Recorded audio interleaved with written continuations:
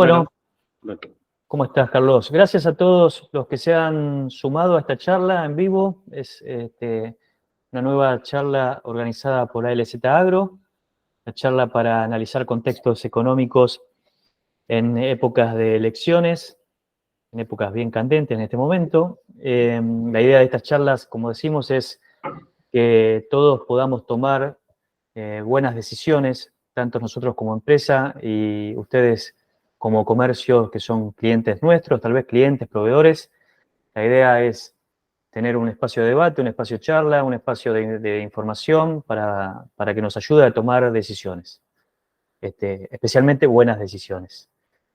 Hoy nuevamente nos acompaña el licenciado Carlos Egiaro, que es director del Banco de Córdoba, asesor, consultor y una persona que recorre muchísima la parte productiva agrícola ganadera del país, dando charlas y expresando sus views. Vamos a tener un ida y vuelta con Carlos de aproximadamente una hora, como es habitual, donde ustedes pueden ir dejando sus inquietudes a través del diálogo, a través del chat acá del Meet. Y después... Perdón, Gwen, se te interrumpo. Hago una aclaración con el tema del chat. Sí. Que ahora no está apareciendo. Para poder hacer una pregunta tienen que acceder a las tres figuras, triángulo cuadrado, círculo del costadito de la derecha, y ahí recién pueden hacer una pregunta. Perfecto. Espectacular. Y Vayan probando para cuando tengan que hacer preguntas, vayan probando ahí. Y después de la charla con Carlos, la veterinaria Malén Burcaicea, parte de la fuerza comercial de ALZ Nutrientes, va a hablarles, a hacer una breve charla introductoria y hablarles sobre Nutrilink, y también van a poder hacerles consultas a ella.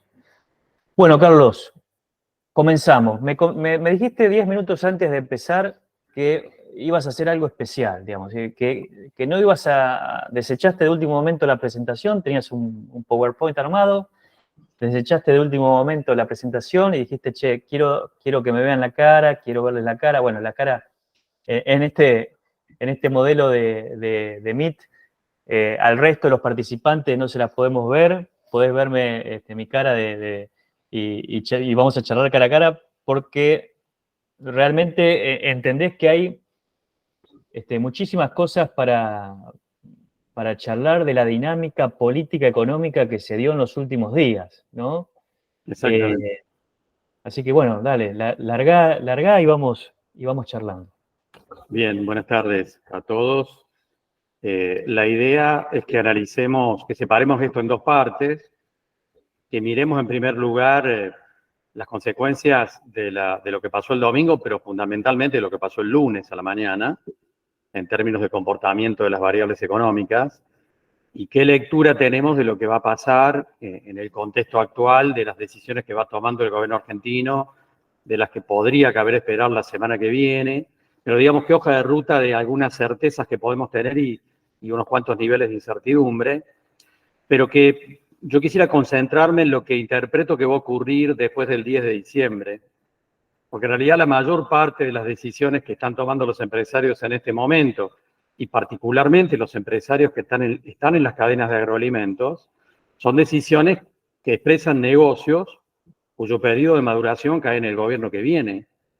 De tal manera que empezar a evaluar cuáles son las variables o cómo se van a mover las variables a partir del 10 de diciembre no es hablar de, digamos, de bueyes perdidos, sino que es ponernos a hablar de cosas muy concretas y cercanas que van a afectar las decisiones de todas las empresas que están operando en este momento. Y algunos frente a eso me dirán, no, bueno, pero ¿qué? No sabemos ni lo que va a pasar acá. En las decisiones que está tomando el gobierno argentino no sabemos quién va a ser el presidente. Vos decís que sabés qué puede ocurrir después de diciembre. Bueno, en realidad vamos a hablar de probabilidades y de hipótesis, donde en realidad yo creo que hay algunos elementos que son cuasi certezas de lo que va a pasar el 10 de diciembre y que son importantes para considerar de parte de cualquier empresa, en la cadena de agroalimentos o en cualquier otra, digamos, ¿no? Y que me parece que envían una señal con respecto a qué puede ocurrir con los negocios a partir del próximo gobierno. Bueno, en ese punto, entonces empezamos a mirar las decisiones del gobierno argentino, del actual gobierno argentino, y yo quiero plantearme porque siempre suelo decir que cuando miramos la política económica hay que mirar dos dimensiones. Hay una dimensión técnica, operativa, y hay una dimensión política. Precisamente por eso, porque son decisiones de política económica. Y yo quiero comentarles esto con cómo lo estaba mirando yo desde el banco también, porque hace unos 20 días una empresa, que no voy a mencionar, muy importante de la provincia de Córdoba, le pide al banco un crédito de 1.000 millones de pesos. 1.000 millones en pesos. Y en realidad es una empresa tan importante que esa cifra no asusta ni mucho menos, ni lo puede asustar al banco, ni era una cifra, digamos, totalmente desubicada. Pero llamaba la atención el pedido del crédito y la reflexión que tuvimos en realidad es, esta empresa tiene una información de que va a haber un salto evaluatorio. Y por lo tanto está tomando una línea de créditos en pesos para jugar con respecto al salto evaluatorio que se viene. Yo, como muchos que trabajamos en el área de consultoría, tenemos contactos también dentro del gobierno argentino para tratar de chequear ciertas cosas. Y es cierto que el rumor de que había una fuerte presión del Fondo Monetario Internacional para que el gobierno argentino devaluara después de las PASO, ese rumor existía desde hacía varias semanas. Por lo tanto, un rumor que estaba vinculado con un planteo objetivo del Fondo Monetario Internacional en un documento previo donde decía que había un atraso cambiario aproximadamente del 20%. Entonces, había un rumor que salía desde adentro del gobierno diciendo que había una presión fuerte del Fondo Monetario para devaluar después de las PASO al día siguiente, el lunes, como efectivamente fue, y uno podía chequear algún comportamiento empresario de empresas que suelen tener información calificada que iba en la misma dirección, como nos ocurrió con este crédito que acabamos de mencionar.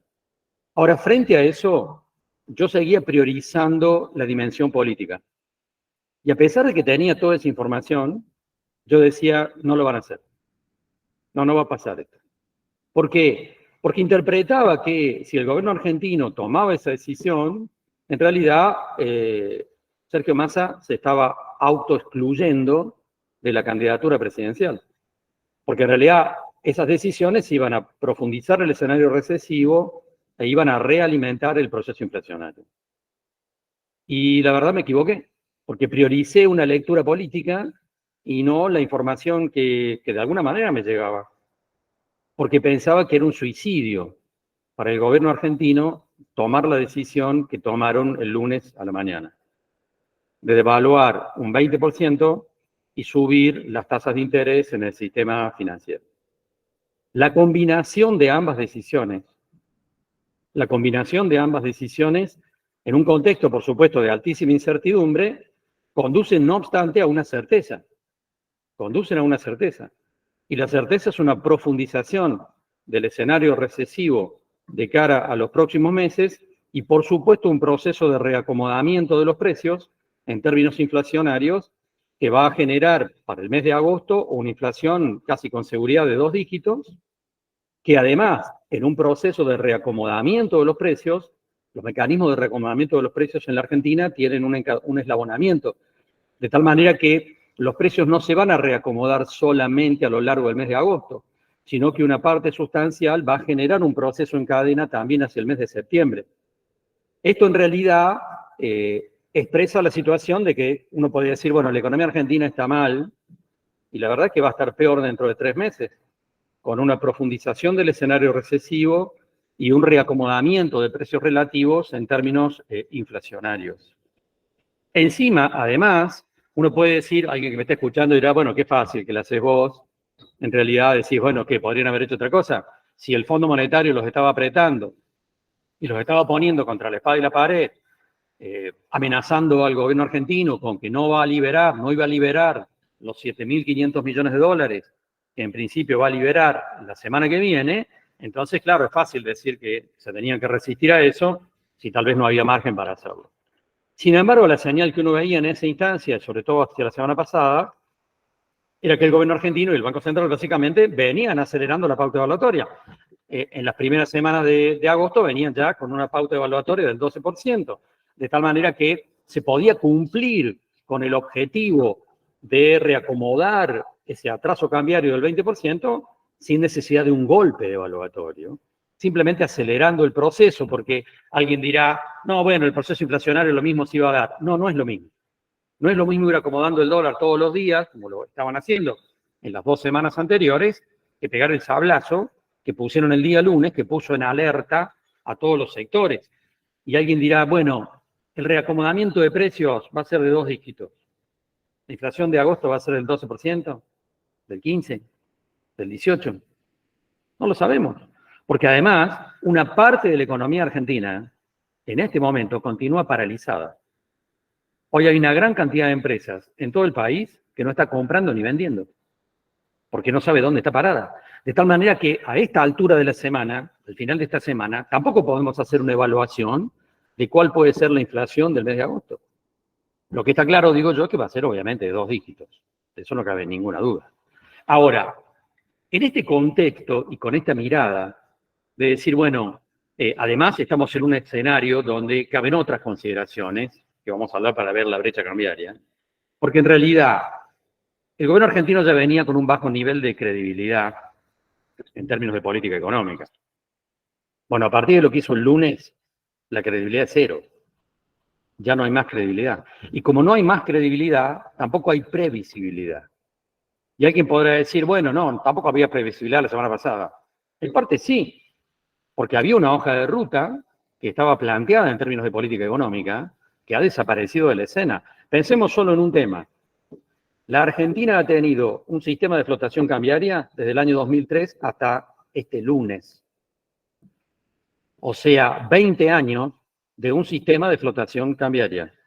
Y ahora desde este lunes y supuestamente por 90 días, tenemos un tipo de cambio fijo como en la convertibilidad. Es una locura. Porque además, fíjense lo que significa eso. Porque, repasemos esta idea. El Fondo Monetario dijo, hay un atraso cambiario de 20 puntos. Acomódamelo. El gobierno argentino este lunes devalúa entonces, de golpe, esos 20 puntos, pero pone un tipo de cambio fijo hasta octubre. Entonces pensemos, si la inflación de agosto es del 15%, y la inflación de septiembre baje un poco, pero está entre el 8, el 9, el 10, quiere decir que dentro de 40 días, la brecha de atraso cambiario vuelve a situarse en 20 puntos. Entonces el Fondo Monetario va a decir, che, devalúame de nuevo. Bueno, hemos entrado, la verdad, a un terreno donde realmente la previsibilidad empieza a desaparecer. Se empieza a licuar porque uno empieza a encontrar inconsistencias lógicas en las decisiones que se están tomando. Ya no es una cuestión valorativa o de intereses, si me parece que está bien, si me gusta o no me gusta. Uno empieza a encontrar inconsistencias lógicas en la toma de decisiones. Y por supuesto el gobierno argentino, sorprendido, increíblemente sorprendido, porque no sé de qué se podía sorprender, del proceso de movimiento de los precios y desequilibrio del comportamiento de mercado, a partir del lunes, martes, miércoles y jueves, anuncia que esta tarde iba a tomar decisiones compensatorias con respecto a la inflación, diciendo vamos a hablar con empresas que van a retrotraer los precios. Empresas que retrotraen los precios. Increíble. Y en realidad va a haber un aumento de la asignación universal por hijo. Uno se da cuenta que empiezan, porque anunciaron las cosas esta tarde, no, pasan a la semana que viene. Lo cual quiere decir que el lunes tomaron decisiones sin tener un plan, saltando al vacío. Y ahora empiezan a intentar llenar parches de una manera totalmente anárquica. Eso es lo que tenemos por delante. Lo cual implica, por supuesto, que ahora tenemos un gobierno que ya no tiene ningún nivel de credibilidad en términos de política económica, y donde, por lo tanto, tampoco hay previsibilidad. Eso implica que lo que tenemos por delante es un escenario de altísima incertidumbre y fuertísima volatilidad de todas las variables. Y esa fuerte volatilidad la podemos mirar con el blue. Hace pocas horas, 2 o 3 días, teníamos un blue a 795 pesos. Ahora lo tenemos a 730. Perdió más de 60 pesos en 2 días. La volatilidad se traduce, obviamente, en los precios de los bonos de las acciones. El ROFEC, todo está en una situación de muy difícil previsibilidad porque no hay lecturas racionales para evaluar hacia dónde van a ir las variables. Ustedes dirán, bueno, entonces todo esto es una locura. Bueno, yo digo, Y rescatando otra cosa, porque ayer hablé con un funcionario del gobierno argentino que está cerca del ministro Massa y recibí una respuesta muy dura porque yo dije, bueno, ¿qué hicieron? Se pegaron un tiro en el pie el día lunes. Y la contestación fue, Massa está tan arrepentido. Estamos todos locos. La verdad, es decir, no era consciente de las consecuencias que iba a generar la decisión que tomó. Bueno, ahora, yo con esto entonces quiero ir a certezas y dudas de cara al escenario de los próximos meses y en lo que le resta al actual gobierno. Primera certeza, más recesión. Obviamente, primera certeza, más recesión. El escenario recesivo se va a profundizar en la mayor parte de los segmentos económicos de la Argentina. Segunda certeza, alta inflación, difícil de evaluar en términos del impacto, sobre todo de la inflación del mes de agosto, de este mes, que es muy difícil de predecir a esta altura de la semana.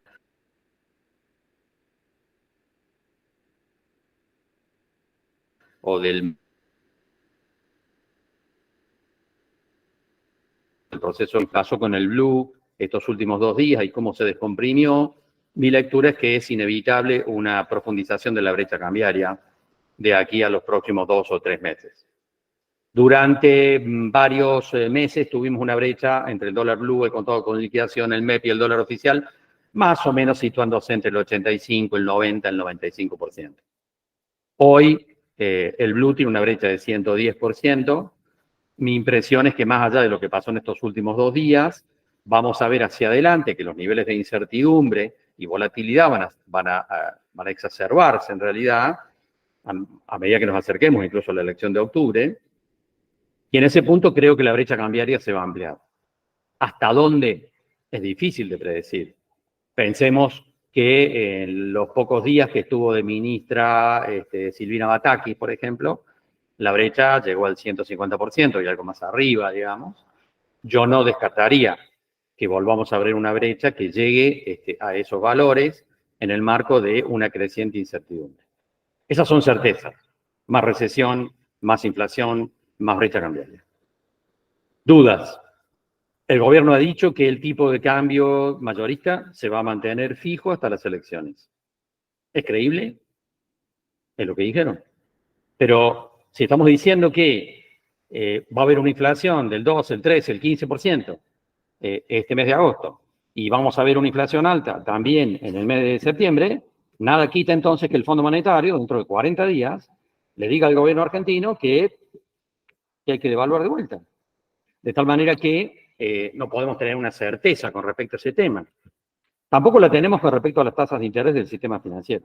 En realidad, las decisiones que se tomaron el lunes están en sintonía, por supuesto, con el acuerdo suscrito con el propio Fondo Monetario Internacional, que establece que las tasas de interés en términos efectivos se tienen que situar en terreno positivo frente a la inflación. Hoy estamos viendo una tasa efectiva de los plazos fijos en torno al 206%. Uno podría pensar, tirando hipótesis, que esta tasa de interés podría quedar en el tiempo más allá de cuál fuese la tasa de inflación correspondiente al mes de agosto. Pero es una probabilidad.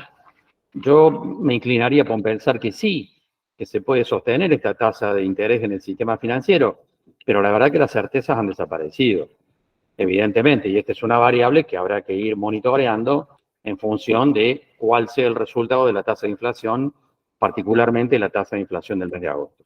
Ahora, en este punto, vamos a pensar en variables y en el sistema financiero y en el mercado de capitales, porque la volatilidad que vimos en el LU en estos días es una volatilidad que se traslada a la mayor parte de las variables que nos interesen y a los instrumentos.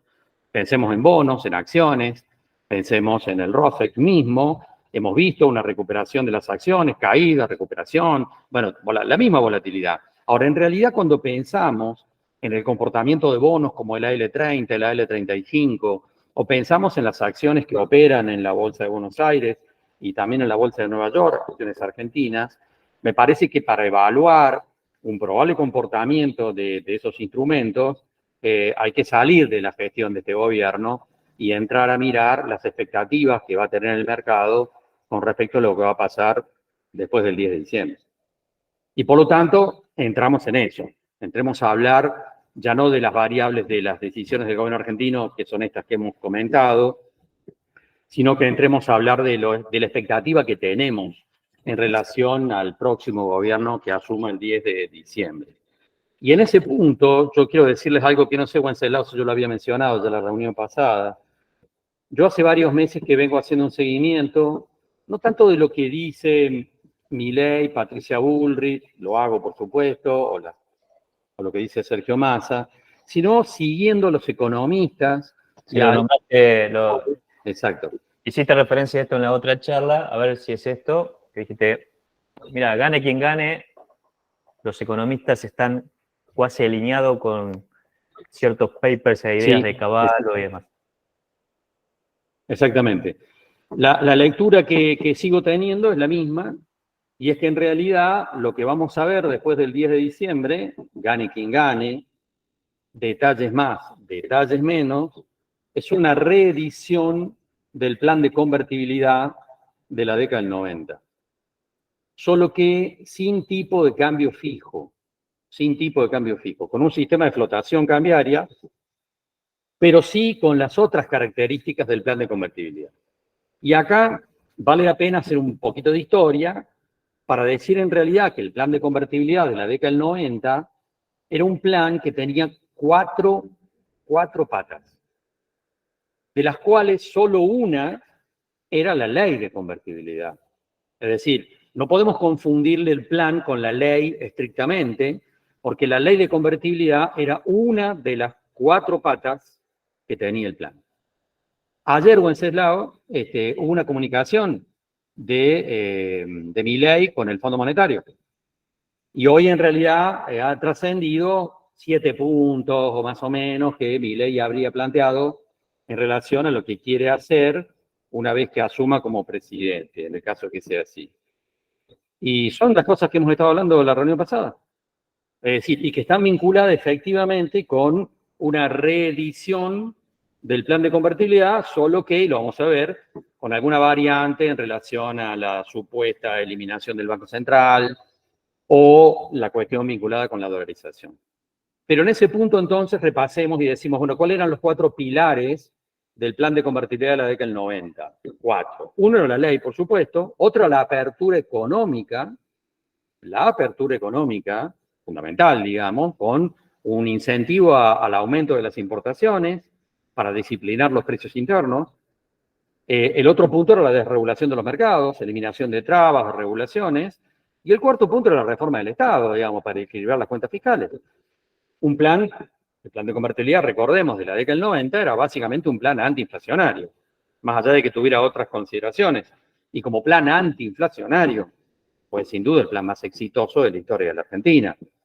Recordemos que antes del plan de convertibilidad, la inflación se situaba más o menos en el 25-30% mensual, y que 2 años después del plan, la inflación había bajado al 4% anual.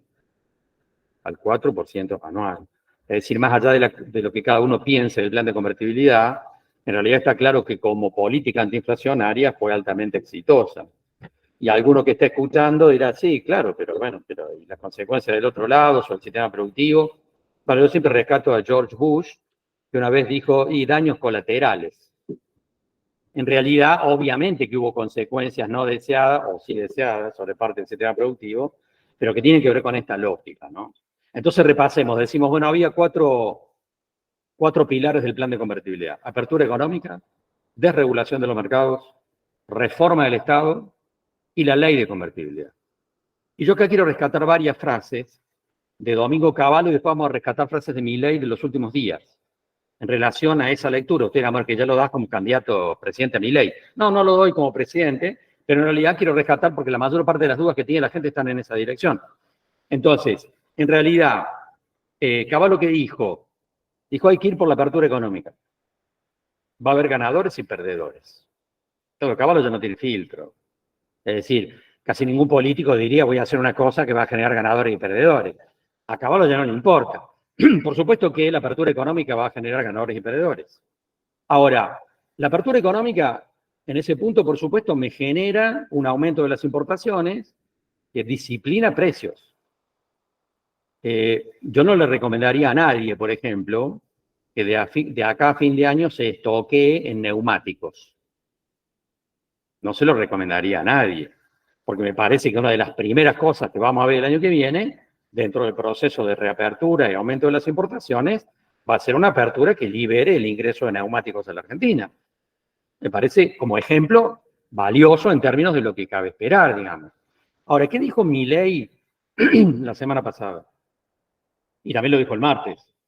Dijo, voy por una apertura económica a la chilena. No la chilenita del fútbol, digamos, sino una apertura económica. Al decir a la chilena, está diciendo motosierra. Está diciendo, abro la economía y que se salve el que pueda. Y evidentemente que tiene la intención de hacerlo así. Alguien dirá, no, bueno, si es Patricia Bullrich no lo va a hacer. Por supuesto que lo va a hacer. También se va a ir por un proceso de apertura económica si la presidenta es Patricia Bullrich. Y algunos de ustedes dirán, no, bueno, pero si fuera Sergio Massa no va a hacer eso. También lo va a hacer, y ya lo dijo. Es decir, Sergio Massa dijo hace 3 meses que amenazó a los empresarios diciendo, algunos empresarios están cazando en el zoológico, están haciendo cualquier cosa con los precios, y entonces voy a abrir la economía. Y algunos de ustedes mirán, sí, pero no lo hizo. No lo hizo porque el presidente se llama Alberto Fernández y la vicepresidenta se llama Cristina Fernández. Ahora, a mí no me cabe ninguna duda que si Sergio Massa llega a ser presidente, ya a esta altura no lo creo, pero en realidad también me iría por la apertura económica. Ahora, este es un punto importante porque la apertura económica es una pieza clave de lo que vamos a ver de cara al próximo año. Algunos ya están anticipando algo que quiero hablar en un rato, porque mira, sí, ¿con qué dólares va a hacer la apertura económica? Bueno, vamos a hablar en un rato de ese un tema central, digamos, pero que hace a la lectura que podemos tener en este proceso, ¿no? Ahora, apertura económica era uno de los pilares del plan de convertibilidad y va a ser uno de los pilares del plan económico del próximo gobierno, gane quien gane.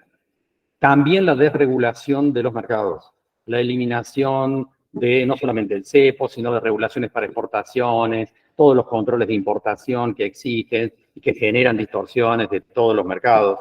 Vamos a ir a un proceso de liberalización de los mercados con consecuencias que vamos a charlar en un ratito, digamos, en relación a ese mismo tema, con respecto a lo que significa esto en algunos segmentos. Porque también es cierto que va a haber una aceleración del tipo de cambio para ir mejorando alguna visión de un tipo de cambio más competitivo, no del 100%, pero sí supongamos, y lo vamos a charlar en un ratito, un tipo de cambio un 30% más competitivo. Y acá entonces, con estos elementos, ubiquémonos en el sector de proteína animal.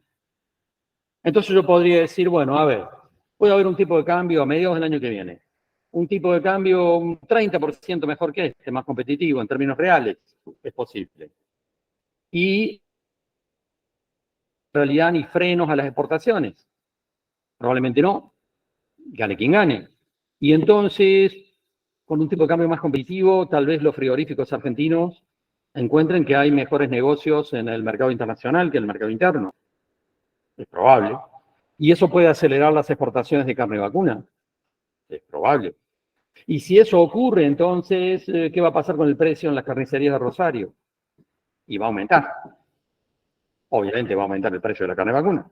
Ahora, en ese punto, entonces, alguien dirá, bueno, entonces, si hoy estamos en 50 kilos per cápita, por habitante al año de consumo de carne vacuna, a lo mejor bajamos a 40. Puede ser. Y eso entonces puede generar una expectativa para carnes alternativas, pollos y porcinos. Tal vez no. Porque estaba en una conferencia hace un mes en Murphy, tocando este tema, y yo dije, bueno, si el precio de la carne vacuna en el mercado interno aumenta porque hay más exportaciones, entonces es una oportunidad para pollos y porcinos. Me saltó alguien del final del salón, levantaba la mano así, y entonces le digo, ¿qué quiere comentar usted? El tipo me había seguido bastante lo que yo venía diciendo, y me dice, usted dijo hace un rato que va a haber apertura económica. Sí, claro. ¿Y entonces quién va a impedir que entren porcinos de Brasil? Nadie. Nadie lo va a impedir. Porque es parte del mismo proceso de liberación de mercados y apertura económica. Y que va a ayudar a bajar la inflación.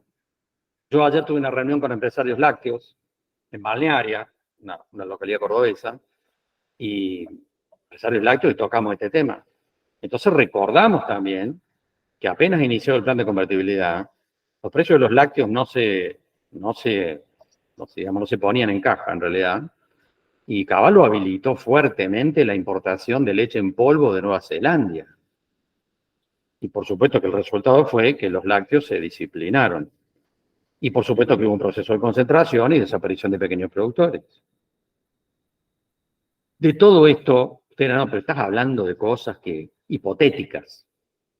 Yo creo que estamos frente a una posibilidad muy concreta de que esto ocurra.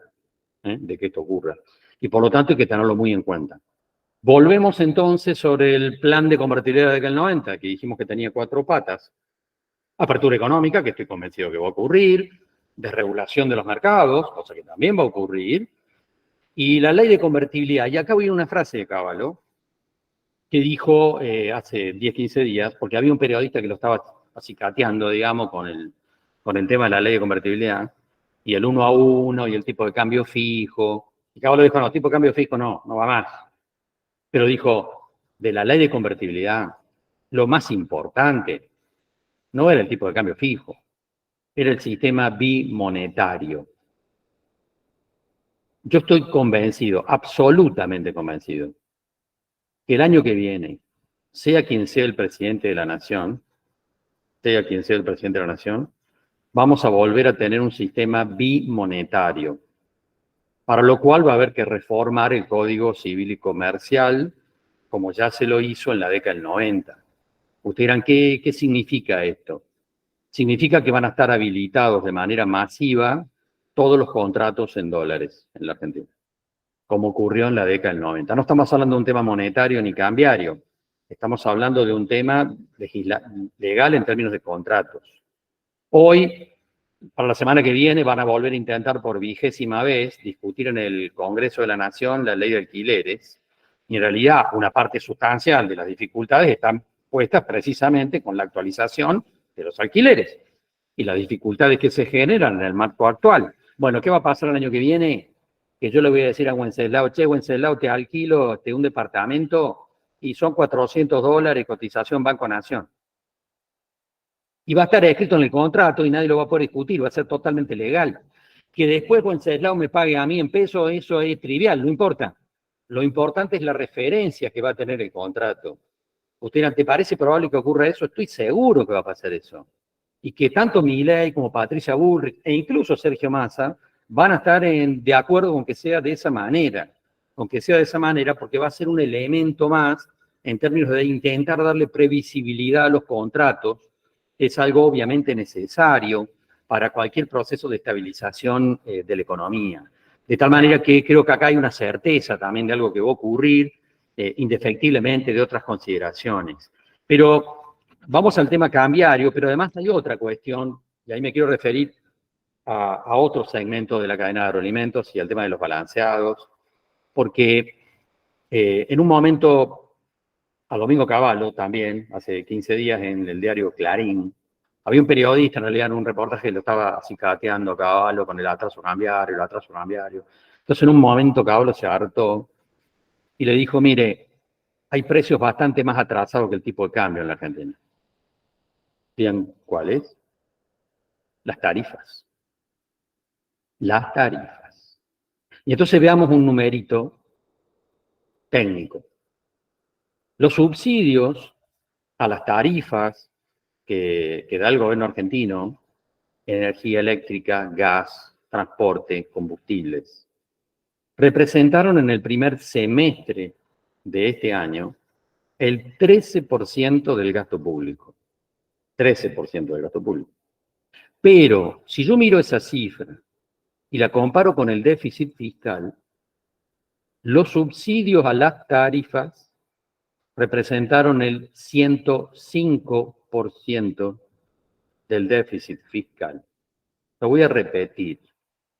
Los subsidios a las tarifas, gas, energía eléctrica, transporte, combustibles, representaron en el primer semestre de este año el 105% del déficit fiscal.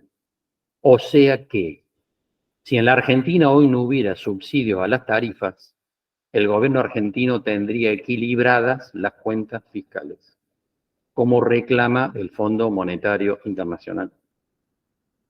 O sea que, gane quien gane, lo que se viene el año que viene también es un proceso de reacomodamiento de las tarifas en función a la necesidad de equilibrar las cuentas fiscales. La velocidad con la que eso se haga va a ser tal vez diferente si es Milei, o si es Patricia Bullrich, o si es Massa. Pero el sentido de la gestión va a ir en esa dirección indefectiblemente. Y esto tiene que ver con una reflexión, porque muchos empresarios me dicen, hay que sincerar las variables, hay que sincerar, pero hay que sincerar todas las que no nos gustan también, ¿eh? Porque acá va a venir un proceso de sinceramiento que también va a involucrar a esto. Porque hoy entonces sabemos, ayer tuve una conferencia, anteayer, con la gente de la Cámara de Expendedores de Combustible de Santa Fe, y siempre el comentario de ellos de qué pasa en las estaciones de servicio de frontera, ¿sí? Cola de 2 o 3 cuadras, de gente que viene de Uruguay, de Brasil, etcétera, a comprar combustible a la Argentina. Bueno, el año que viene, para esta altura del año, capaz que eso no ocurra más. Tal vez ocurra al revés, no sé. Pero en realidad, lo que está claro es que acá también se viene un proceso de sinceramiento de variables que están muy fuertemente vinculadas al déficit fiscal, que tanto Milei como Patricia Bullrich, como cualquiera, y el Fondo Monetario dicen que hay que reducir, que hay que equilibrar. Bueno, una de las piezas claves es esta. De tal manera que acá también se viene este proceso. Y entonces me quiero situar al mirar a los polleros de Entre Ríos. Porque decimos, si vamos por un proceso de apertura económica con un tipo de cambio un poco más competitivo, 20, 30% en términos reales, y apertura de regulación de mercados, podemos tener una mayor proporción de exportación de carne vacuna el año que viene. Es probable que sí, muy probable que sí. Y entonces, bueno, empezamos a mirar qué le pasa a los pollos, a los porcinos. Hablamos recién de los porcinos, pero decimos, ¿qué le puede pasar a los polleros? Si hay desregulación de los mercados, quiere decir que va a haber que pagar el precio internacional del maíz en el mercado interno. Por ejemplo. Y sí, si queremos ser liberales y dejamos que los mercados funcionen, ¿quién va a impedir que las empresas exporten maíz? Y tal vez nadie. En cuyo caso, ¿qué va a pasar con el precio de los balanceados en la Argentina el año que viene? Y no hay que tener una maestría en Harvard para darse cuenta qué es lo que va a pasar. Pero además, para un pollero, lo que se va a encontrar también es que el precio de la energía eléctrica, que es importante en su costo de producción, le va a empezar a subir no por la escalera, sino por el ascensor. De tal manera que, acá vuelvo a una reflexión que a veces me plantea la gente, ¿cómo le va a ir al sector agropecuario? Como si entraran todos en el mismo ómnibus. Porque todas las cosas que estamos diciendo acá tienen resultados diferentes. Para un productor agrícola, que haya liberación de los mercados y de regulaciones, que haya un tipo de cambio más competitivo, le viene fantástico. Evidentemente que sí, a un productor agrícola, sea del rubro que sea. Pero en proteína animal las lecturas son un poco más diferentes, son un poco más diversas. Y entonces hay que empezar a ver más finito hacia dónde va el proceso en este punto. Pero a mí me queda claro lo que estamos diciendo acá, en términos también de que se viene un proceso de reforma del Estado, de que va a haber un interés muy fuerte en equilibrar las cuentas fiscales y que las tarifas y los subsidios a las tarifas representan una pieza clave para poder equilibrar las cuentas fiscales en la Argentina el año que viene. Ahora, en Carlos, sí. Te voy cortando con una consulta, así de paso toma un poco de agua.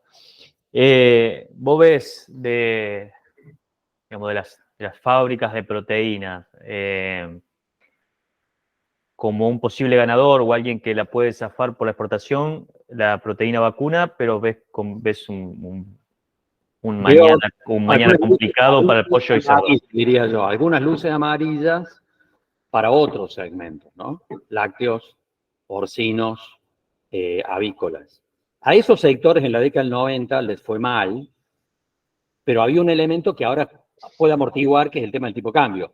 En aquel plan, el tipo de cambio fijo jugó en contra, obviamente, en el tiempo de muchos sectores productivos, porque generó un atraso cambiario muy fuerte, finalmente. Eso no va a ocurrir esta vez. Después vamos a hablar de la dolarización de Milei.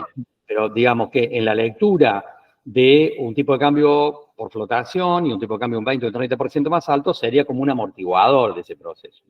Pero yo digo, no a todos les va a ir igual acá. evidentemente, con estas lecturas que tenemos de hacia dónde van las variables económicas. No todos la van a tener fácil. Exactamente. Y unas declaraciones de Cavallo, y quiero entonces después acomodarlas. Cavallo dijo hace como un mes, no se puede unificar el tipo de cambio y levantar el cepo en diciembre. No se puede. Dijo, sería un salto a la hiperinflación. Hay que hacerlo de manera gradual a lo largo de todo el año. Es decir, todos los candidatos que están en posición de ganar la elección dicen hay que unificar el tipo de cambio y levantar el cepo. Estamos todos de acuerdo, obviamente. Todos los tipos de cambio que vemos diferenciales y el cepo distorsionan la estructura de precios relativos, generan incertidumbre, está todo mal. Ahora, el objetivo, la cuestión es que estamos todos de acuerdo que queremos ir a la unificación cambiaria y a la eliminación del cepo, el tema son los tiempos. Para hacer eso sin generar consecuencias que pueden ser incluso peores de lo que quiero resolver. Cavallo, en un acto para mí de racionalidad, dice, y lo comparto, dice, no se puede unificar el tipo de cambio y salir del cepo en diciembre. Es un salto a la hiper. Lo que hay que hacer es tener una estrategia para hacerlo progresivamente. Alguno de ustedes podría estar recordando, mientras yo digo esto, lo que dijo Patricia Bullrich hace ya como 3 meses en el Hotel Yao Yao de Bariloche, cuando dijo no hay más lugar para el gradualismo, acá hay que ir por una política de shock, yo voy a levantar el cepo y unificar el tipo de cambio inmediatamente. A la semana le saltó Dante Sica, que no es opositor, es el jefe de su equipo de asesores, y Dante Sica hizo una conferencia de prensa y dijo eso no se puede hacer. Y ahí le dijeron a ella que se callara la boca, porque por ahí ha seguido diciendo cosas como que va a entrar con una cámara al Banco Central a buscar los dólares, etcétera, etcétera. Pero en realidad no habló más de ese tema. Yo creo que gane quien gane, no va a haber una unificación cambiaria y salida del cepo inmediata. Me parece que no están dadas las condiciones para hacer eso, a no ser que el que lo haga tenga en el techo un helicóptero, por las dudas andando. Me parece que eso no va a ocurrir. Me parece que eso no va a ocurrir. Ahora, vamos al otro punto, porque cualquiera de ustedes me dirá, sí, está bueno, Carlos, pero a ver, fíjate, vamos a abrir la economía, aumento la importación. Vamos a unificar el tipo de cambio, vamos a salir del cepo. ¿Con qué dólares? ¿Con qué dólares vamos a hacer eso? Porque hacen falta dólares. Bueno, Cavallo dijo, y acá tenemos varias versiones interesantes. Cavallo dijo, para ir por la apertura económica, salir del cepo y unificar el tipo de cambio hace falta un colchón de dólares. ¿De dónde lo vamos a sacar? De la venta de activos, vendiendo empresas del Estado. ¿Qué dijo Patricia Bullrich? Cuando en un momento algún periodista la incomodó y le dijo, pero ¿y todo eso que usted va a hacer con qué dólares lo va a hacer? Entonces Patricia Bullrich dijo, le voy a pedir plata al Fondo Monetario Internacional. Y usó la palabra blindaje, que sirvió para que le saltaran a la yugular, porque obviamente es una palabra desagradable en el proceso histórico de la Argentina en el 2001. Pero digamos que sacó, como estoy jugando a las cartas, y sacó un comodín, ¿puede ser? ¿De dónde voy a sacar los dólares? Acá tengo, me va a dar plata el Fondo Monetario. Bueno, supongamos, el Fondo Monetario o Papá Noel o alguien va a aparecer y va a dar la plata para que haga eso. ¿Qué dijo Milei? Que también es consciente, por supuesto, que no se puede hacer todo eso si no hay un colchón de dólares. Milei dijo, yo voy a armar un fideicomiso en los Estados Unidos, donde voy a conseguir inversores que pongan plata, y voy a poner como garantía de ese fideicomiso las acciones de YPF. Bueno. Ahora, ¿qué hace falta un colchón de dólares? Para abrir la economía, para salir de cepo, y para unificar el tipo de cambio es evidente, digamos. Y la pregunta es, bueno, entonces, ¿cómo se va a armar ese colchón de dólares? Y yo creo que se va a armar con una batería de cosas, entre las cuales puede estar el fideicomiso, que dice Milei, entre las cuales puede haber algunas líneas de crédito a nivel internacional, entre las cuales habrá venta de activos, y por supuesto que YPF estará en la punta de ese proceso, y del Banco Nación, Aerolíneas Argentinas. No sé si vieron que hace 15 o 20 días hay una publicidad de Aerolíneas Argentinas, que es como una defensa institucional de la empresa. Obviamente, quienes están al frente de la empresa están enviando esa publicidad como una señal, intentando ya prever lo que va a ocurrir. Algunos te dirá, ¿cuánto vale Aerolíneas? Debe tener patrimonio neto negativo, ¿no? No importa. Pero en realidad YPF es otra cosa. YPF es una empresa muy valiosa, codiciada, diría, a nivel internacional. Mi impresión es que va a haber una batería de medidas apuntando a armar ese colchón. Una batería de medidas apuntando a armar ese colchón. En esa batería de medidas, entonces, ¿qué va a haber? ¿Algún crédito? Tal vez. Un fideicomiso en Estados Unidos, como dice mi ley. La venta de activos puede ser. La venta de concesiones futuras, probablemente también. El gobierno argentino salga y diga, bueno, miren, vino en Vaca Muerta, bueno, ahí al frente de Mar del Plata hay otra cuenca igual que Vaca Muerta. ¿Quién la quiere? ¿Cuánto vale? Puede ocurrir también eso. Descarto, no. Digo, seguramente va a haber una nueva ley de blanqueo de capitales. Seguramente va a aparecer una ley de blanqueo para intentar que más dólares salgan de los colchones. Seguramente va a haber una ley de inversiones extranjeras, nueva, habilitando ingresos de capitales fuertemente, aprovechando que la Argentina está rebarata, ciertamente, y dando garantías de que esas inversiones van a funcionar.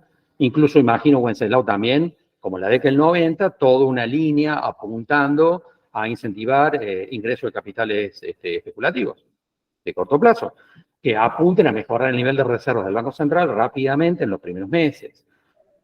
Esto me parece importante y eso nos conduce a otra certeza, porque dijimos, hay reformas del Código Civil y Comercial, va a haber un montón de cosas que hay que hacer. Yo tengo la certeza también de que lo primero que va a hacer el presidente de la Nación, sea cual sea el 11 de diciembre, es firmar un decreto convocando a sesiones extraordinarias al Congreso de la Nación todo el verano, para llenarlo de proyectos al Congreso, para avanzar en las direcciones que estamos hablando en esta reunión. Me parece que eso inevitablemente se va a plantear de esa manera. Suponiendo que tienen más o menos los borradores de las leyes que necesitan para... En algunos casos sí, como por ejemplo el tema del sistema bimonetario, hay que reformar el Código Civil y Comercial. Hay que hacerlo rápido. Si van a ir por algunas normas también de lo que significa una nueva ley de inversiones extranjeras, en realidad hay que copiarla de la década del 90. Hay que ponerse a inventar mucho. Simplemente ayornar lo que ya se hizo en aquella instancia, ¿no es cierto? Dos o tres cositas de mi ley, declaraciones de estos últimos días. Dijo, vamos a eliminar el 90% de los impuestos actuales, que solo tiene un impacto alrededor del 2%. Bueno, viste, Wenceslao, que con un amigo escribimos un libro hace un tiempo donde planteamos un poco la reforma impositiva, y es cierto que en la maraña de impuestos hay una gran cantidad de cosas que no son significativas en términos de recaudación y que ayudarían un poquito a blanquear las cosas, ¿no? Ahora, que alguien, digo, si Milei presenta esto siendo presidente, el Congreso le va a decir que sí, va a conseguir el apoyo de los votos de Juntos por el Cambio, seguramente, para ir en esta dirección, que no expresa un cambio significativo en la presión impositiva. Porque yo sí creo que no hay margen para bajar sustancialmente la presión impositiva a lo largo del año que viene. No, ya lo habías hablado, lo habías dicho esto, y además otra cosa por ahí que me pareció leer, digamos, tampoco va a tener injerencia sobre las provincias, y el ingreso bruto y las retenciones y percepciones bancarias y demás, no sé, no las veo a las provincias bueno, rápidamente. Sí. Fíjate vos que Milei ha dicho que quiere eliminar la coparticipación federal de impuestos. En realidad esto lo escribimos en el libro con Giordano, porque sería volver al espíritu de la Constitución original, de la Constitución federal, digamos. La coparticipación federal de impuestos no es parte de la originalidad de la República Argentina. Es una concesión posterior a la crisis del 30. Ahora, en este punto, yo digo, me parece importante la lectura de qué, porque nosotros cuando nos pusimos a investigar la visión de eliminar ingresos brutos en las provincias, un impuesto altamente distorsivo, tremendamente distorsivo, pero para la mayor parte de las provincias, Santa Fe y Córdoba, por ejemplo, ingreso bruto es una pieza central de la recaudación. Eliminar ingresos brutos es deseable, ciertamente que lo es, pero nosotros cuando nos pusimos a elaborar una propuesta sobre esto, dijimos, bueno, hay que ir a la eliminación de ingresos brutos, pero en un principio compensándolo con un aumento del IVA. Porque si no, no tenés manera de resolver el tema. Mandaba a la provincia a la quiebra. Entonces, en realidad, ir por resolver el tema de la maraña impositiva, que efectivamente es una maraña impositiva tremenda, altamente distorsiva, la que existe en la Argentina, no es una cosa para hacer a los patadones. en realidad requiere un proceso muy elaborado de diseño para no generar distorsiones muy fuertes y que generarían situaciones bastante complicadas, ¿no? Me queda claro que Milei quiere ir por una reforma impositiva y supongo que Patricia Bullrich también, de tal manera que aquí vamos a ver un proceso importante que seguramente va a elevar proyectos al Congreso de la Nación en esta dirección, ¿no? Va a elevar proyectos en esta dirección. Sí, espero que sea para simplificar y bajar algo, ¿no? Porque reforma impositiva también puede ser para... Bueno, se supone que va a ir todo en esa dirección, ¿no es cierto? En un esquema de simplificación que permita que todo sea un poquitito más previsible, ¿no? Sí, sí. A nivel provincial y nacional, ya sacando el invento de las percepciones y retenciones, sí, casi que a las empresas ya les hace un bien sin ni siquiera bajar las alícuotas, ¿no? Exactamente. Bueno, Milei sigue diciendo que en algún punto va a ir por la eliminación del Banco Central, pero ya lo dice de una manera más licuada. Y en realidad, yo quiero rescatar acá una ironía, que es una famosa ley, no la ley de Murphy, digamos, sino el teorema de Baglini, muy recordado por ahí. Baglini era un diputado radical, mendocino, que una vez elaboró una ley, tiene un teorema, digamos, pero el enunciado, es decir, que la responsabilidad de un político al hacer planteos de política económica era inversamente proporcional a la posibilidad de llegar al poder. Y en realidad, obviamente, si estoy lejos del poder, digo cualquier cosa, no importa. Pero si me acerco más al poder, entonces empiezo a ser un poquito más cauteloso en las cosas que dijo. Bueno, Milei dijo esta semana que él quiere ir por un proceso de dolarización de la economía, pero que es un proceso que podría llevar 2 años. Es decir, antes iba diciendo que eso se iba a hacer rápidamente, lo cual era absurdo, por supuesto, y no es que esté abandonando la idea, pero está claro que ya está relativizándola frente a la posibilidad de que efectivamente pueda ser presidente el 10 de diciembre. Y está claro que no hay ningún giro de timón violento el 10 de diciembre, no va a cambiar el eje terrestre, digamos, de la Argentina, y que en ese punto un proyecto de dolarización llevaría un proceso de al menos, digo yo, 2 años. Yo creo que no se va a hacer de ninguna manera, pero independientemente de eso, está claro que Milei ha abandonado la velocidad con la que pensaba llevar ciertas cosas adelante. Y eso nos conduce a otro punto, porque si alguno te dice, bueno, está bien, pero Milei puede ser presidente, pero ¿qué margen tiene para llevar adelante las propuestas de política económica si no, nunca, de ninguna manera va a tener un tercio, ni en Cámara de Diputados ni en Senadores? O sea, que tiene una minoría absoluta, digamos, como para poder impulsar algunas cosas. Entonces algunos ustedes mira, no va a hacer ninguna de las cosas que vos dijiste recién porque no va a poder hacerlas. Pensemos en la apertura económica. La mayor parte de los procesos de descompresión de las importaciones no necesitan de aprobación parlamentaria. Se pueden hacer simplemente desarmando parte de las normas de regulaciones que tiene la aduana y que tiene la AFIP, que son partes del Poder Ejecutivo Nacional. De tal manera que ahí no hace falta caer al Congreso y pedir autorizaciones. Si quiere bajar los aranceles de importación, sí, por supuesto, pero es otra historia. Pero en realidad, una parte importante de todas las regulaciones y las limitaciones de importaciones que existen hoy son normativas de la aduana y de la AFIP. De tal manera que el Poder Ejecutivo puede actuar en esa dirección sin necesidad, digamos, de recurrir al Congreso. Y por supuesto que en otra de las cosas que hemos hablado, de regulación de algunos otros mercados, también va a ser así, y en otros puntos, Milei va a tener apoyo, por lo menos de Juntos por el Cambio, con lo cual obviamente va a conseguir la mitad más uno de los votos que necesita en el Congreso. Creo que no los va a tener ni para eliminar el Banco Central, ni para ir por un proceso de dolarización, pero en realidad sí la va a tener para otras cosas, digamos, donde va a poder consensuar y articular tanto en la Cámara de Diputados como en la Cámara de Senadores. Yo quisiera, Wenceslao, como para que vayamos acomodando el debate, porque a lo mejor alguno que me esté escuchando dirá, bueno, entonces no te preocupes, Milei. Vamos, mire, la cosa viene más o menos, sabemos para dónde va, gane el que viene, gane el que gane, va a pasar más o menos lo mismo. No me preocupa que Milei sea presidente.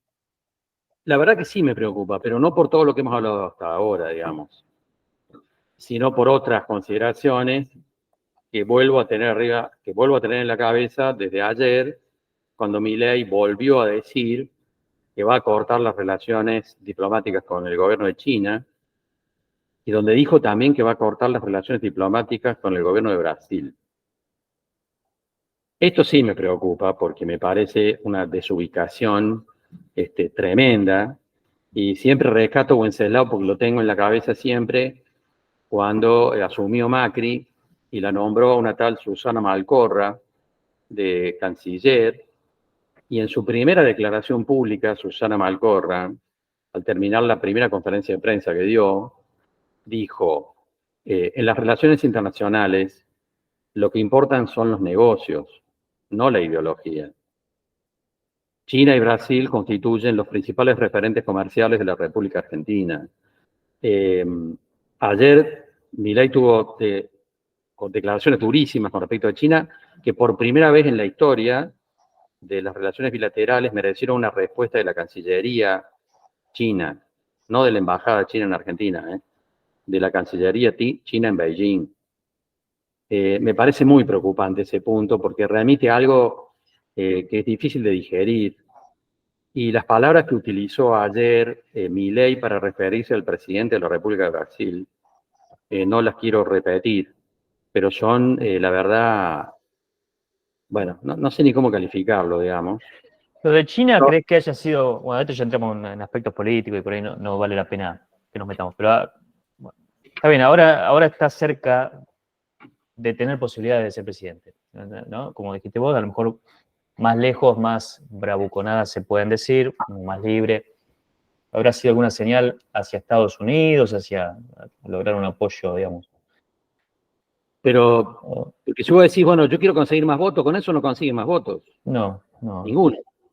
En realidad, y expresa una posición durísima con respecto a dos países que son los principales referentes comerciales de la República Argentina desde hace años. De tal manera que eso sí me preocupa, porque expresa un debate no de corto plazo, de las variables, sino que expresa una cuestión geopolítica, ¿no? Milei dijo ayer que él va a liquidar el Mercosur. Si yo me refiero o lo miro al presidente de Uruguay, ¿qué dice el presidente de Uruguay? Hay que flexibilizar el Mercosur, pero no liquidarlo. Bueno, vos me dirás, bueno, pero viste, son palabras que después se las lleva el viento. Me preocupa que no se las lleve el viento. Y todo lo que dijimos antes a mí no me preocupa. Todo lo que dijimos antes que va a pasar desde el 10 de diciembre y la reedición de un ayornado plan de convertibilidad creo que es lo que hay arriba de la mesa y lo que va a ocurrir. Y en eso no tengo preocupaciones más allá del asesoramiento que uno dará de diferente manera a los segmentos empresarios. Pero estas otras declaraciones de ayer, que no es la primera vez que esto ocurre, yo creo que ya habíamos hablado de esto el año pasado cuando Milei ya había dicho en una oportunidad que iba a romper relaciones diplomáticas con la República de China.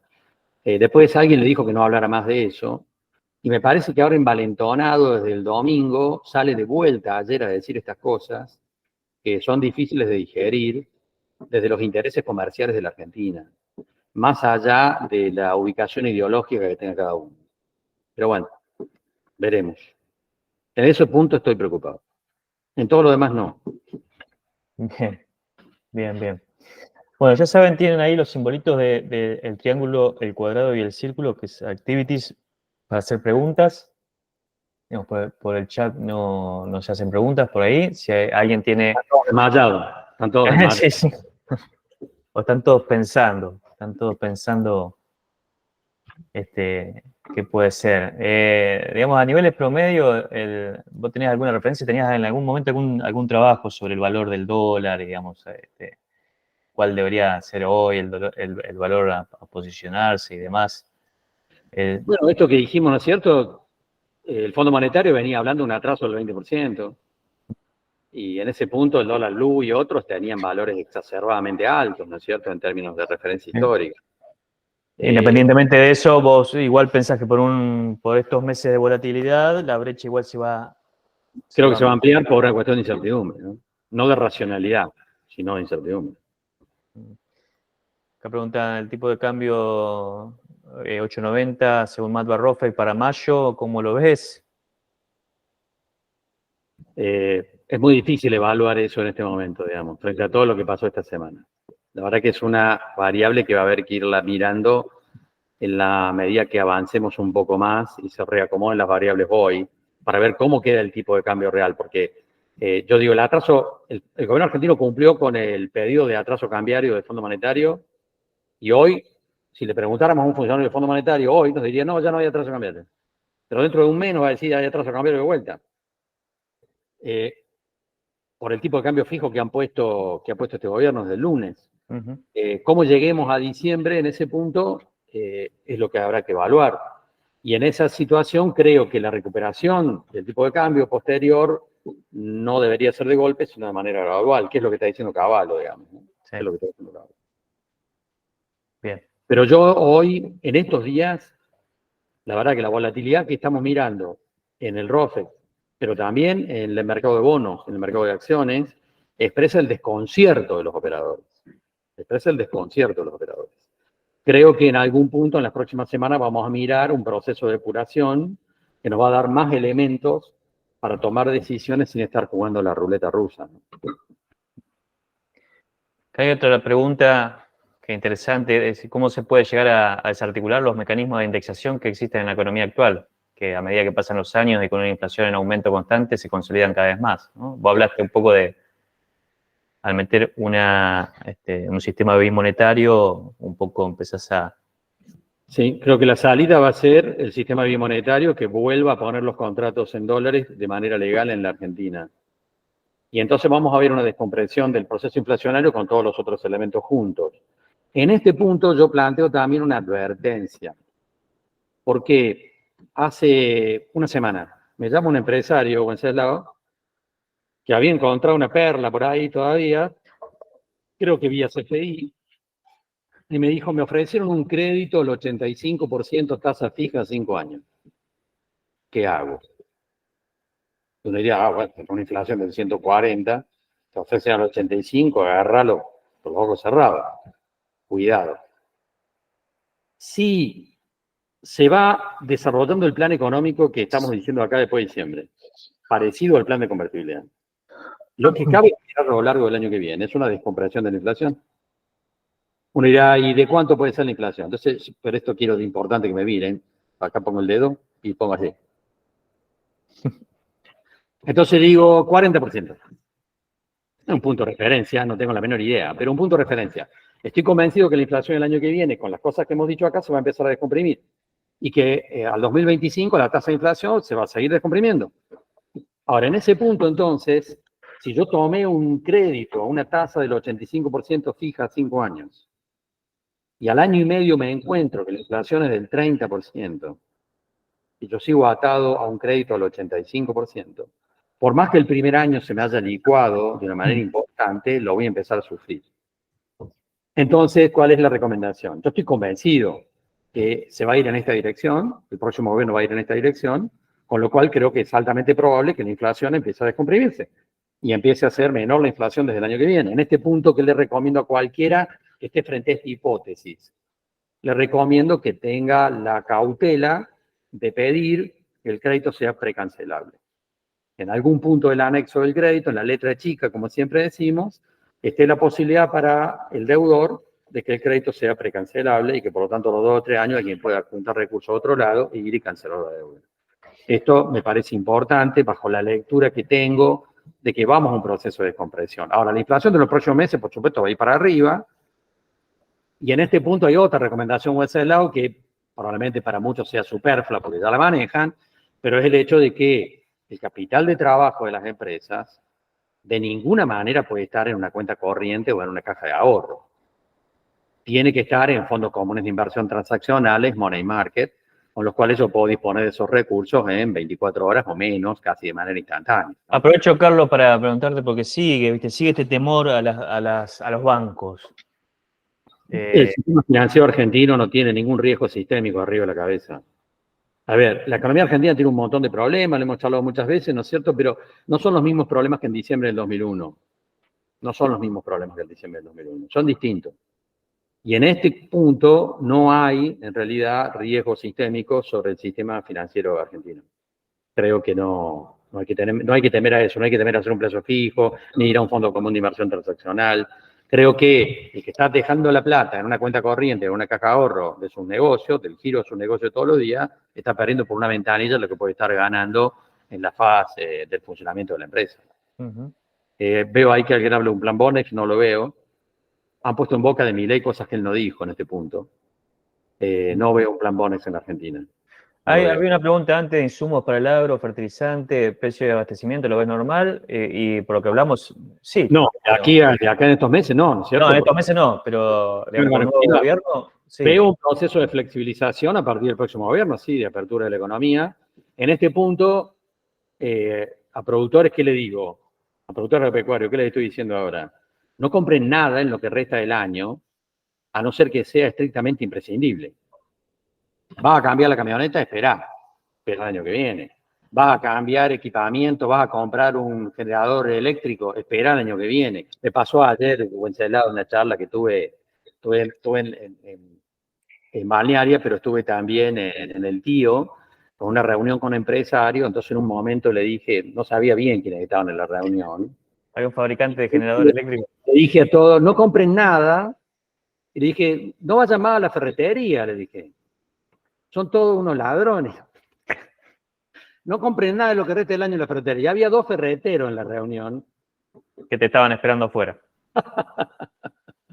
Porque en realidad, una de las cosas que razonablemente se va a flexibilizar el próximo año es toda la importación de piezas, de partes, digamos, de equipamientos, que van a volver a normalizar una oferta que va a ser más fluida. Y entonces el mercado razonablemente tiene que ir a un escenario... El ejemplo de los neumáticos que diste antes. Bueno, el ejemplo neumático. Bueno, si hay alguna última pregunta, antes de que le demos paso a Malem, es ahora.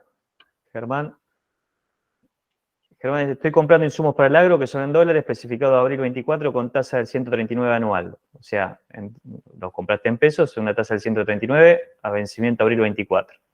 Bueno, eso es una Parece una locura, pero se va licuando a poco. Bueno, es corto. Es corto, no genera un problema, digamos. Es corto. Es corto. Las deudas de importación... La lectura sobre la inflación, Wenceslao. Yo digo, la inflación se va a descomprimir el año que viene, pero la mayor descompresión se va a dar en el segundo semestre. Sí. Tampoco que mágicamente vamos a entrar en enero. Porque no es que la economía argentina se va a abrir mágicamente en enero. Y pensemos esto, la brecha cambiaria el año que viene va a bajar, obviamente. Porque si el cepo se va descomprimiendo, pensemos, supongamos, llegamos a diciembre, el cepo dice $200 por mes para comprar. Y en febrero me van a decir, ahora puedes comprar 500. Y en abril me van a decir, ahora puedes comprar 1000. Y en julio me van a decir, ahora puedes comprar $5000 por mes. Entonces la gente va a dejar de ir al bar de la esquina a comprar dólares, ¿puede ser? Entonces la brecha se va a ir reduciendo progresivamente, hasta que tal vez se ubique en el valor histórico. Porque siempre hubo una brecha, porque si yo tengo el 40% de la economía funcionando en negro, evidentemente que siempre hay gente que quiere comprar dólares por fuera del sistema formal. Pero la brecha cambiaria históricamente siempre ha estado entre el 10 y el 15%. Y vamos a volver en algún momento a fin del año que viene a esa relación, y cuando lleguemos a ese punto, nadie va a ver eso en los diarios, ni va a aparecer eso en la radio, va a volver a ser una cosa normal, como lo ha sido históricamente. Ahora, la velocidad, yo estoy convencido que la brecha cambiaria se va a reducir el año que viene, pero la velocidad con que la brecha se reduzca va a depender de la velocidad con que se reduzca el cepo. Y la velocidad con que se reduzca el cepo va a depender del colchón de dólares que se consiga. Entonces, a medida que el colchón se arme más rápidamente, se va a ir descomprimiendo más rápidamente el cepo y la brecha cambiaria se va a ir reduciendo a una mayor velocidad. Por eso que cómo se va a armar el colchón de dólares es una pieza clave para interpretar no el sentido de la política económica el año que viene, sino la velocidad con la que se pueden tomar determinadas decisiones. Bien. Bueno, Carlos, muchas gracias nuevamente por estar con nosotros, Bueno, por contarnos tu opinión, así tan en forma transparente como siempre. Y bueno, yo creo que en septiembre vamos a tener nuevamente un encuentro para seguir el pulso de esto. Bueno. Malén, ¿vos estás preparada? Vamos con la última, mientras Malén, si querés andar preparando tu presentación, contestame si estás ok. Dale, estoy ok. Perfecto, excelente. Bueno, entonces un saludo para todos. Bueno, chau, gracias, Carlos. Un abrazo. Luego. Bueno, a continuación los voy a acompañar, pero la palabra se la cedo a la veterinaria Malén Burcaicea, que es Fuerza Comercial de ALZ Nutrientes. Así que bueno, si tenés una presentación, ya está, es todo tuyo el micrófono y el auditorio, Malén. Dale. Ahí voy a compartir, dame log de si se ve bien.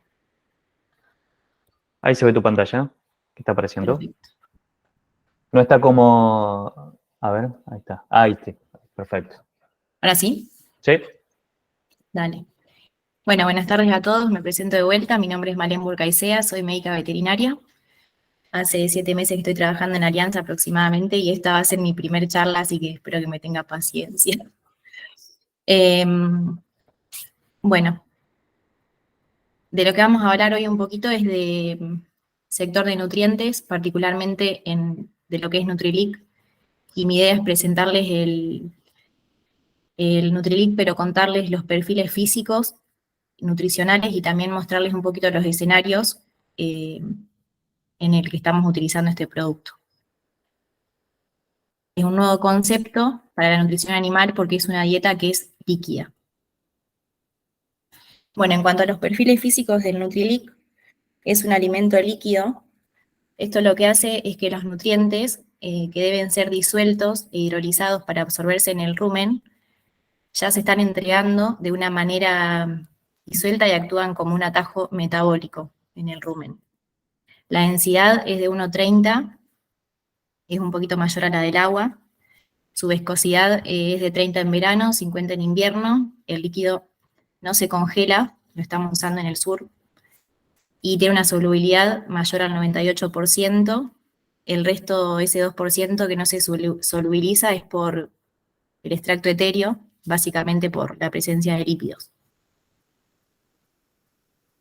Bueno, su valor nutricional en cuanto a la materia seca es mayor al 70%. Esto por ahí crea un poquito de confusión porque uno dice es líquido pero tiene mayor al 70% de materia seca. Bueno, esto tener en cuenta que no todos los líquidos son agua. El ejemplo que siempre da Arturo en las charlas es que el aceite de girasol, por ejemplo, tiene un 99,5% de materia seca. Solamente como para que se entienda. Materia seca es el porcentaje de un alimento que no es agua. En cuanto a proteína, tiene del 1 al 62%. Estamos trabajando con proteínas verdaderas, que son industrias de levaduras inactivas de alto valor biológico. Esto está bueno para por ahí las categorías que son jóvenes. Por ejemplo, tenemos un producto de destete precoz en el que la urea no se puede utilizar. Estamos usando esta proteína verdadera. Y después sí, nitrógeno no proteico, que es la urea. Toda la proteína no me quiero ir muy fino, pero toda la proteína del Nutrilink es tipo A, es decir, que está inmediatamente disponible para ser degradada en el rumen y no es proteína bypass. Bueno, en cuanto a energía metabolizable, tiene de 2,6 a 3,4 megacalorías por kilo de materia seca, y lo interesante del producto es que son azúcares simples, no es almidón. Y en cuanto a minerales, tiene un aporte de un 11% de sodio, potasio, azufre, calcio y magnesio. Todos estos minerales son macrominerales, que a diferencia de los micro, los rumiantes los necesitan en cantidades bastante importantes, en gramos por día, en diferencia de los micro, que es miligramos por día, entonces estamos haciendo un aporte también interesante. El magnesio lo dejé ahí a lo último, pero no es menos importante porque tenemos un tipo de producto en el que aportamos energía y magnesio, y eso lo usamos en verdeos que por ahí no encañaron o que no han lignificado como suplemento para equilibrar el alto aporte de nitrógeno no proteico, o también generalmente en vacas de alta producción, donde una disminución del nivel cético de magnesio te desencadena en una vaca caída o tetaña de las pasturas, no sé cómo lo conocen ustedes. Bueno, el rol de los azúcares simples es muy importante y se da en inclusiones a porcentajes muy bajos, de un 5 a un 6%. El primero es modular la fermentación en el rumen. Esto es porque los azúcares simples son solubles en el líquido ruminal y van a constituir una fuente de energía que está disponible inmediatamente para que la microflora del rumen desencadene la fermentación. Y todo esto va a hacer que se promueva el desarrollo de especies bacterianas que son benéficas. Aumentar el pH ruminal es similar al anterior, se dan condiciones para promover el desarrollo y la actividad de bacterias celulolíticas y disminuir, no sé, en el caso, por ejemplo, de los field dots, que es algo con lo que se convive, la incidencia de las acidosis ruminales subagudas. Bueno, el otro punto, mejorar la digestibilidad de la fibra. Está estudiado que sustituyendo almidón por pequeñas cantidades de azúcares simples, se aumenta la digestibilidad de fracciones de los carbohidratos estructurales, que son tanto la fibra detergente neutra como ácida, que es todo lo que tiene que ver con celulosa, hemicelulosa, lignina. Paso al quinto, después vuelvo al cuarto. Mejorar la ingesta de materia seca. Esto se da por varios factores, pero bueno, mayormente porque aumentamos la palatabilidad, también porque humedecemos la ración, ya lo vamos a ir viendo más adelante. Y la cuarta, que es mejorar la producción de la proteína microbiana. Lo quise mostrar acá en este cuadrito que se lo robé a Arturo. Esto es debido a que la proteína microbiana en el rumen tiene un alto valor biológico, aproximadamente, como para que tengan una idea, representa entre el 50 al 80% de los aminoácidos que va a asimilar una vaca en el rumen. Entonces, nosotros lo que intentamos hacer con este suplemento es optimizar la producción de esa proteína microbiana. ¿Cómo lo hacemos? Mediante el aporte just in time, digamos, al mismo tiempo, tanto de energía como de proteína. Entonces, tratamos de que haya una relación todo el tiempo entre energía degradada y proteína fermentada, sincronizando.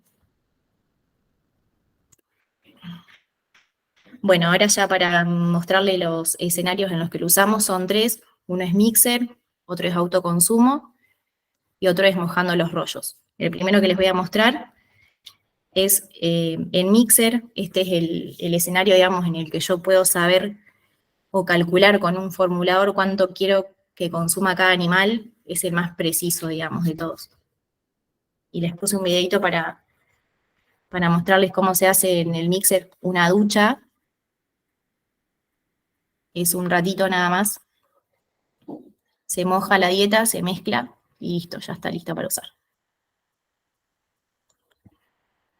Eso le hacen unos agujeritos por ahí. Lo que tiene este sistema que cuando hay mucho viento y tierra se pega un poquito, pero no pasa nada. Este de la izquierda es un campo acá en Trenquelauquen. También cuando me subí al mixer ya habían echado, pero para que vean un poquito la dinámica.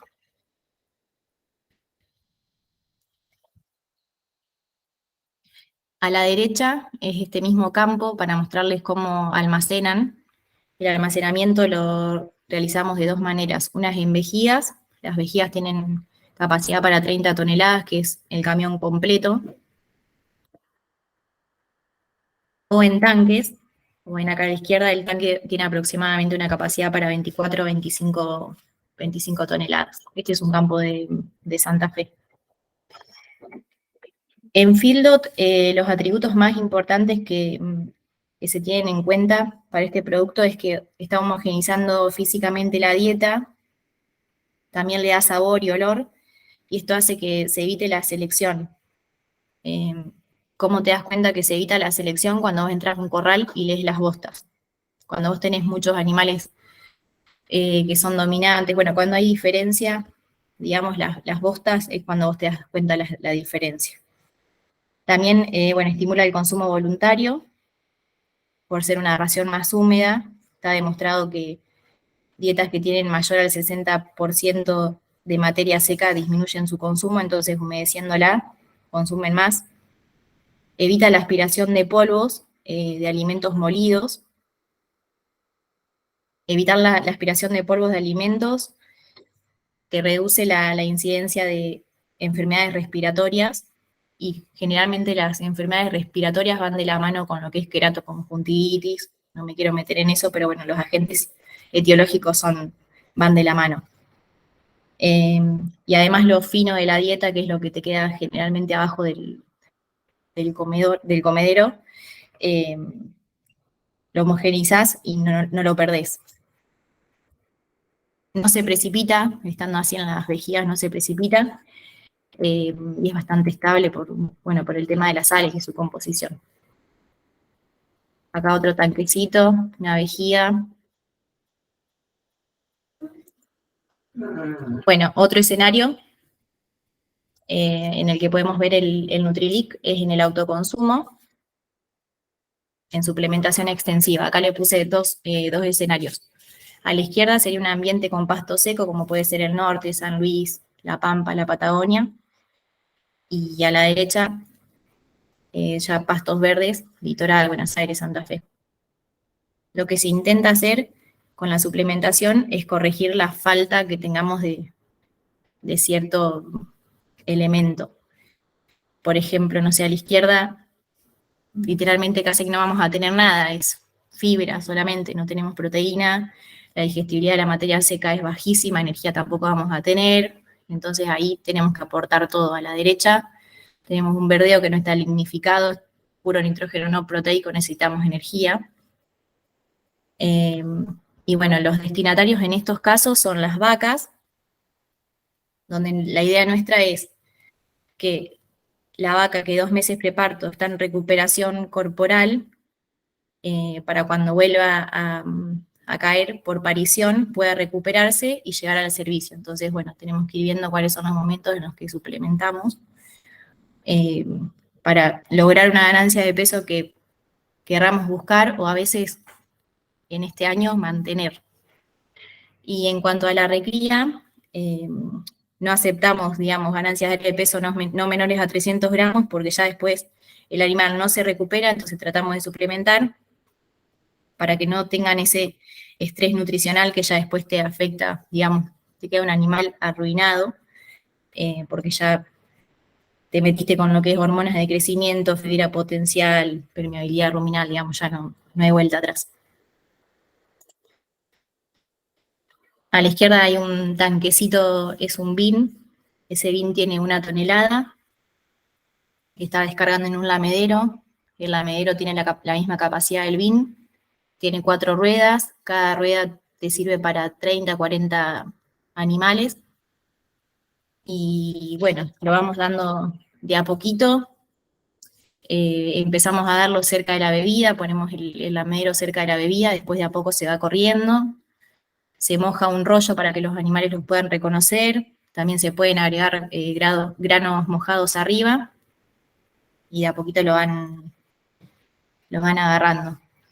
A la derecha no sé si alcanzan a ver que en las ruedas tiene un limitador, eso se lo ponen, depende de la zona o depende el campo, cuando consumen más de lo que tienen que consumir, ahí se lo ponen al lamedor. Más o menos un animal puede llegar a consumir 1 kilo por día y con los lengüetazos va subiendo de gramitos. Tenía un video por acá, no sé cuál era. Ah, este.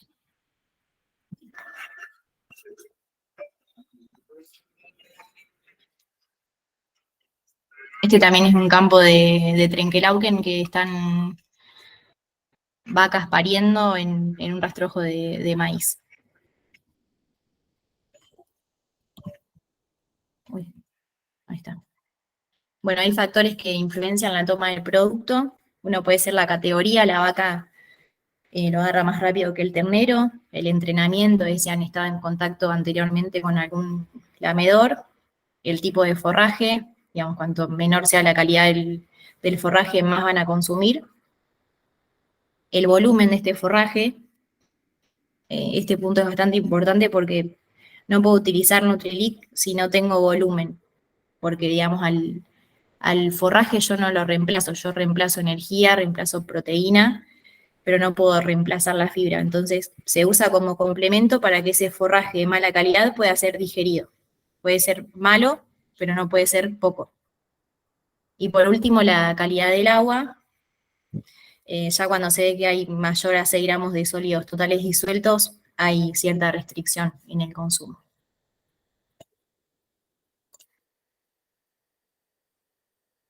la idea es ver estos escenarios como una oportunidad nutricional. Bueno, a la izquierda también les puse otros modelos, que puede ser un silo de planta entera. A esto se le agrega un lamedor, es una recría a la izquierda, y a la derecha un engorde, en donde tenemos un silo de autoconsumo con núcleo de maíz. El de la derecha es un sistema en el que vamos a estar siempre al borde de la acidosis, entonces también en este sistema lo que se puede hacer es agregar la fibra. La fibra puede ser mediante un rollo, y ese rollo mojarlo con Nutrilink, y ahora ya empiezo a contarles de paso el último escenario, que es como mejorador de rollos.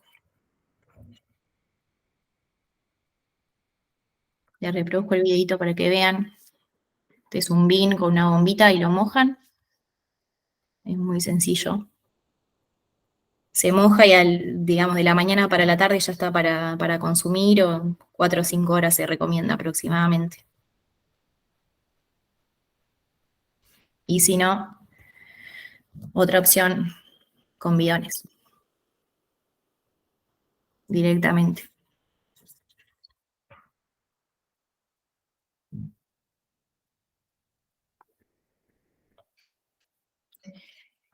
La idea de mojar un rollo de mala calidad o de mediana calidad es cambiarlo de categoría nutricional, y esto se va a generar, digamos, por varios factores que van a estimular el consumo, como por ejemplo, porque se produce una dieta que está más equilibrada, tiene mayor sabor, está más húmeda, el aporte de sales que hoy les comentaba aumenta el consumo, y además hay una elevada frecuencia de la ingesta de nutrientes, que eso va a hacer que se mantenga la producción de proteína microbiana, como les había comentado. Bueno, más o menos como para redondear el promedio de inclusión, se hace un 20% de Nutrilink al peso del rollo. Eso también depende por ahí el porcentaje del tipo de rollo que sea, por la absorción y absorción que va a tener. Y bueno, se la quise hacer cortita y no aburrirlos, así que ahí ya estaríamos.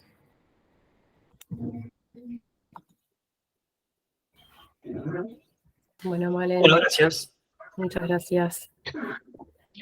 Gracias, Malén, y gracias a todos los que nos acompañaron. Posiblemente dentro de un mes tengan novedades por una nueva charla dentro de este ciclo que estamos haciendo con el LZA. Bueno, que tengan todos un buen fin de semana. Gracias, hasta luego.